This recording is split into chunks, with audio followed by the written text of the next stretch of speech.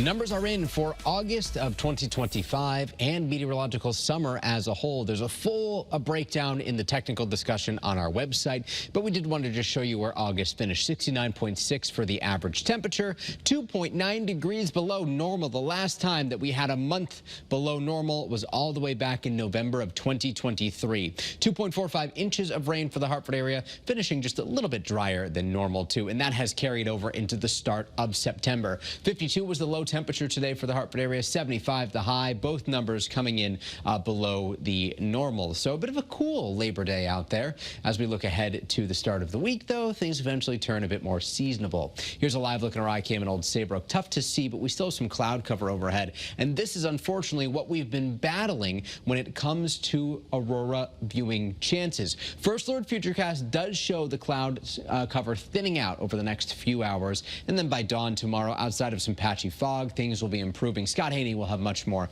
on that tomorrow morning. But for right now, there's still a decent chance that we actually could see the aurora. There were even some reports out of northwestern Connecticut that with long exposure photography, some color was visible. But the downside, cloud cover was really impacting the ability to view. Now, we still think that it's around 2 o'clock in the morning that we could have the best viewing conditions across the state, so we'll be watching that very closely.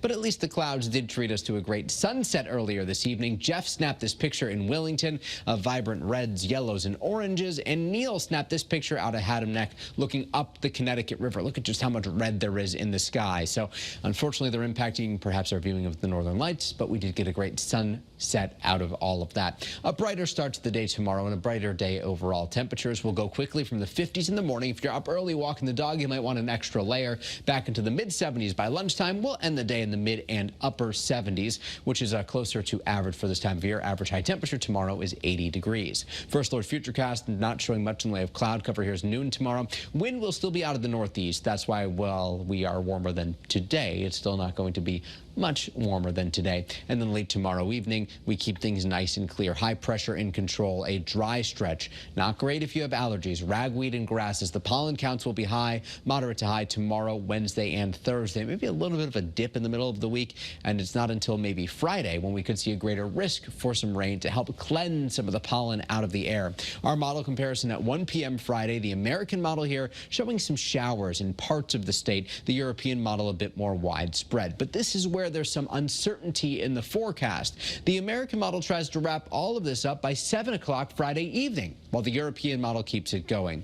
What we're thinking right now is that we're leaning a little more towards the European model solution, where we keep the showers around later Friday. It's muggy, maybe some rumbles of thunder in the mix too, leading to some isolated showers on Saturday before we dry things up. In the meantime, temperatures near 80 degrees the next 3 days inland, overnight lows going from the 50s into the 60s, shoreline highs in the 70s. We'll be in the mid-70s statewide Friday. Once that front moves through Saturday, that'll bump everyone up to near 80 degrees, mid and upper 70s Sunday. Full sunshine 1 week from today. Running a little bit cool, though, with temps in the lower 70s. We'll let you know how the middle of the month is looking in just a few more minutes.